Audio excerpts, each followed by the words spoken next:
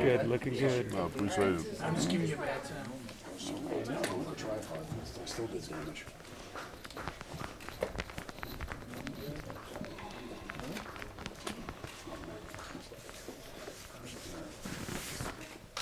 So guys, the way this will work, we'll do this right here, then we'll interview here, and then we'll get in the ring after he loosens up a little bit, do a round or two of mitt work for video purposes, and then he'll come out and you guys can do some one-on-ones. But with the number of people, let's keep it as quick as possible. And then don't forget, we got some gifts for you on the way out.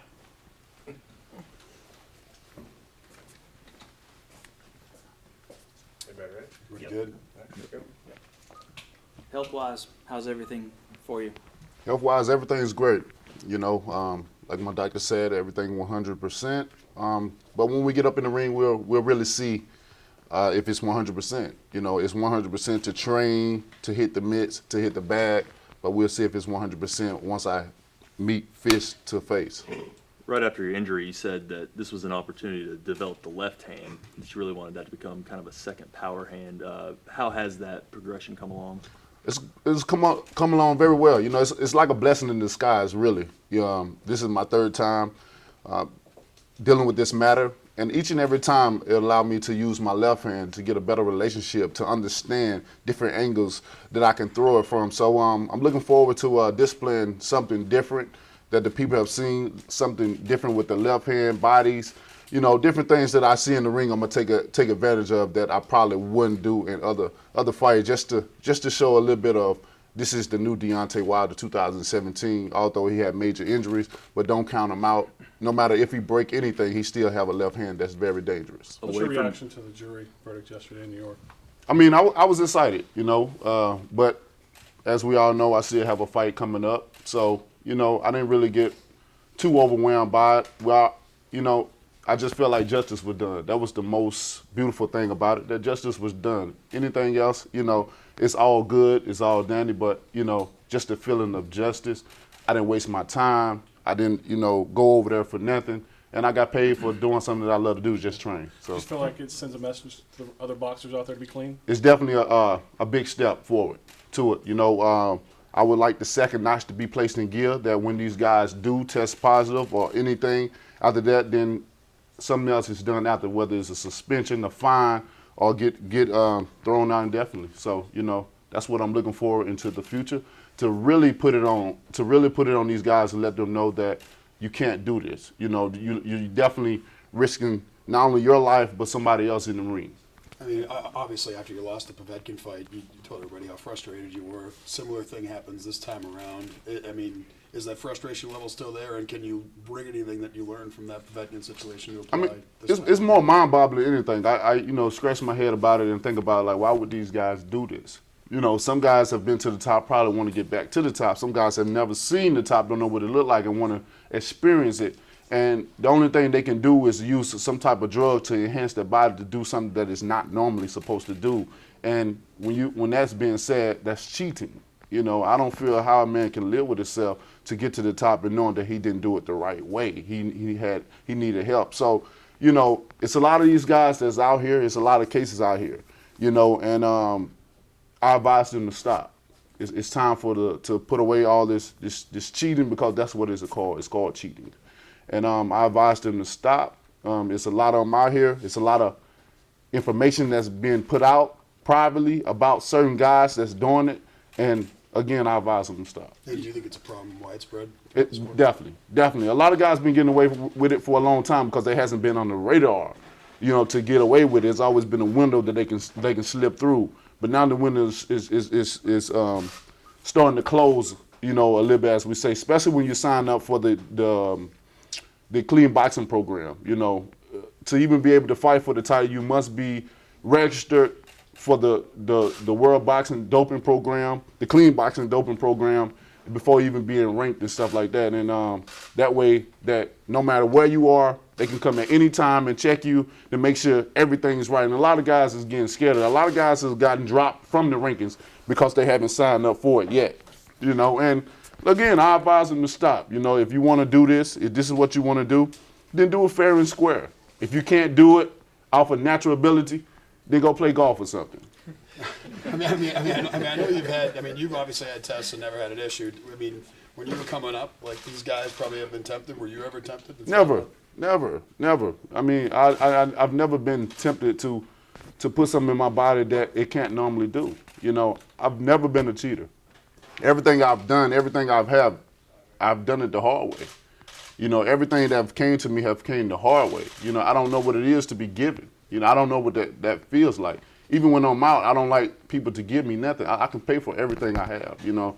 So, you know, that's just how the way I was raised, the way I came up, you know. And I appreciate everything that came my way, every moment and second that I had to sacrifice and work so hard to get, because it makes me who I am now. And so, obviously, so you can say publicly never touched anything and never even thought about touching it. Never touched it, never thought about it, never will. How much better, I know you talked about being improved because of the use of the left hand. How much better are you than you were, say, a year ago, 2 years ago? I feel each and every year I gain, I become a little bit more better than I was last year. That's always been the thing with us. We always say we want to be better than we were last year. But, you know, I'm going to let you guys be the witnesses, because I can say a lot of things that I feel that I'm better in this and that, but you guys are going to be the witness come February the 25th. Deontay, how different is it this time, though? You said the uncertainty of knowing what it's going to be like being in the ring and how these coming back from these injuries. How different is it this time compared to the previous times that you've gone through? I don't really think the only things that makes it different is that as far as what I had to go through. I mean, I broke my hand, I tore my bicep, you know, one round after each other. That's something I've never experienced, and I've never done that before. So to go in there with so much pain and still be able to fight with so much pain, and every time I threw my hand, I knew that I probably was injuring it even more and more, that even more giving me more delays on when I'm gonna come back each and every time. But I'm the champion, you know, and you're in my home. Even if I was at your home, I'm gonna treat it as if it was my home.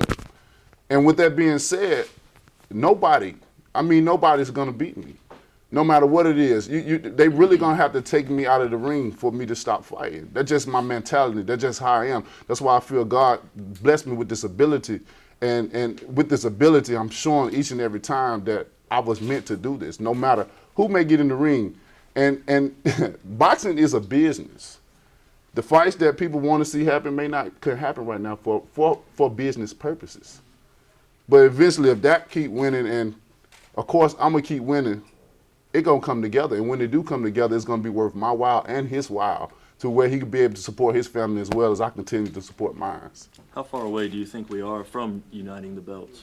Very close, very close. I think this year is a big step forward. A lot of people are talking about it.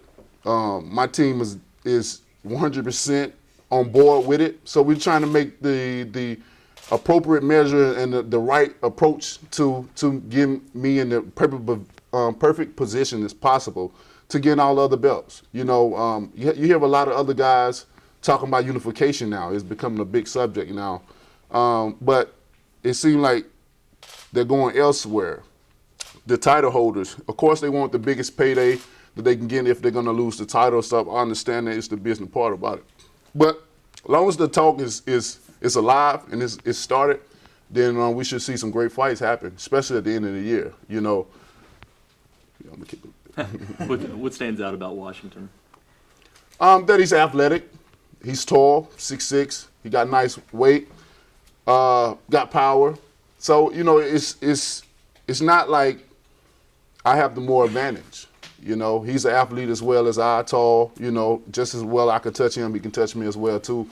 And I think that what makes the fight exciting. It's two athletes, two tall guys, giants as they call it, and people love to see that. People love to see an even playing field. And on February 25th, I think you get not only fun, excitement, but you get a playing level field. And it's nothing greater than seeing a tall man go timber.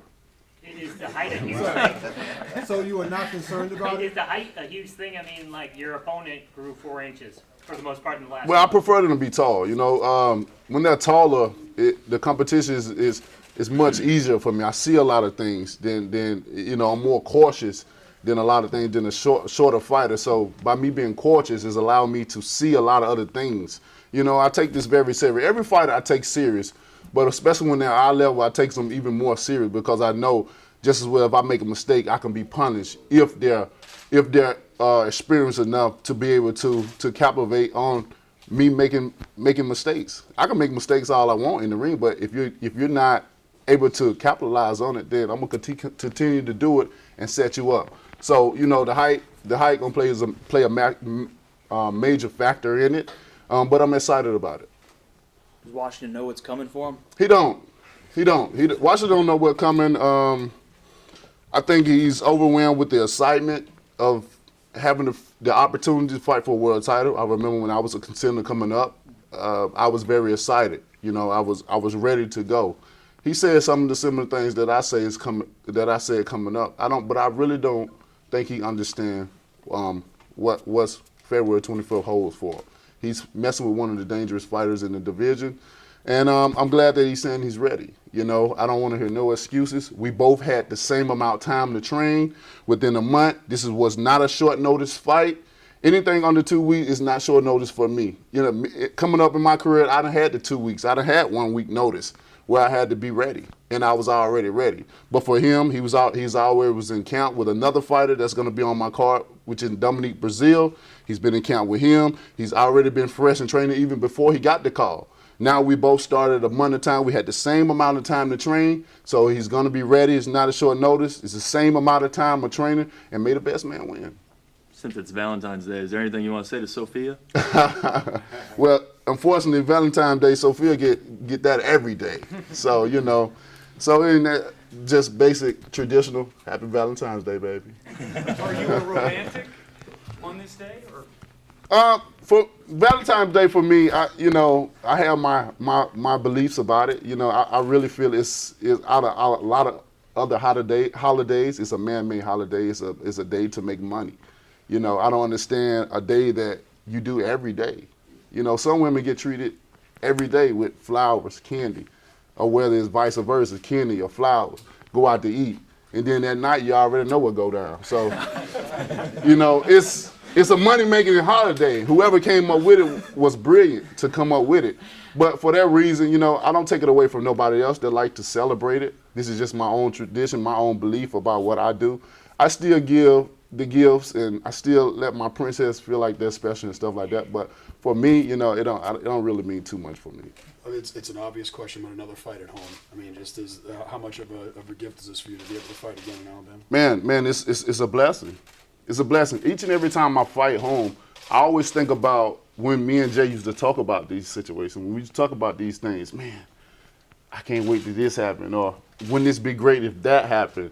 You know, it is just, with that being said, it allows me to think that don't ever give up on your dreams. Don't ever mention the impossible, because sometimes the impossible can be the possible. You know, I tell people all the time, I know a man that makes the impossible possible. That's my Lord and Savior, Jesus Christ. Everything that I have, everything that I've obtained in my life, true story, I spoke and existed first. I would say believed first, because we only had to have a small as a mustard seed to believe, and people don't understand. I believe and spoken in existence. And when I spoken in existence, I was very brief about what I wanted and what I wanted to receive. And here it is now. Everything. Trust me, everything I have, from houses to cars to investments, to everything that people don't really know about Deontay Wilder. Because I'm very proud with my life as well too, but everything I've spoken in existence, it was a dream once, and I allowed myself through work and dedication to allow those dreams to become a reality, and now it's a reality to me. So each and every time I fight in Alabama, I'm very excited, I'm very happy, and I'm feeding my people. I'm feeding my state, you know? So it's a great feeling to be able to bring money to your state, millions and millions of dollars. One more question. Anyone else? Deontay, do you get concerned that the doping could affect the perception of boxing among fans, among casual fans? It could. You know, if it continues on a routine that it was once going. But I think what we have going on now with the clean boxing program and going to court, like we just mentioned, you know, if you cheat, you're gonna get sued. You're gonna lose. you know, and that's just basic facts of it, you know. When you have a guy in court and it's common sense. It's really not a trial where you need evidence. Really is common sense. If a certain person do certain things in that time frame, and all of a sudden it's another result at the end of it, it's obvious something had went down. Whether somebody forced you to take it or you did it yourself, something went down. It don't need evidence, and I think that this is this is a huge step in the right direction. So hopefully we see the usage decline, and we see a lot of more punishment started to be given out to these fighters.